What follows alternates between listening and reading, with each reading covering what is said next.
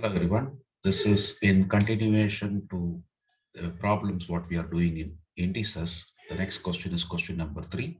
If x is equal to 2 plus root 3, find the value of x to the power of 4 plus 1 by x to the power of 4. So primarily x is given, so I can write 1 by x as 1 by 2 plus root 3. In order to rationalize the denominator, we will multiply the numerator and denominator by the denominator's conjugate. Denominator's conjugate is 2 minus root 3.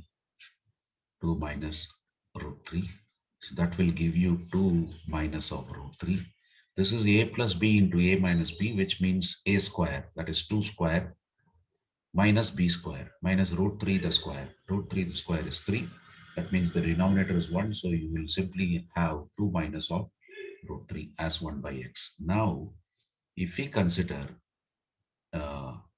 x plus 1 by x, the whole square, we will have 2 plus root 3 plus 2 minus root 3, the square.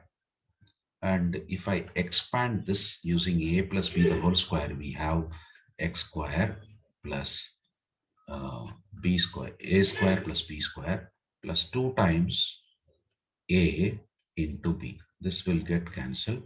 You will have x square plus 1 plus x square. That means x square plus 1 by x square equal to this, and this gets cancelled. 2 plus 2, 4. 4 square is 16. So we have 16 as x square plus 1 by x square. Now again square this on both the sides. We will have a square plus b square plus 2 times ab is equal to, oh, I'm sorry, here we have missed that. I missed this too. Let me properly write it. So x square plus 1 by x square plus 2 should be equal to this 4 the square. 4 the square is 16.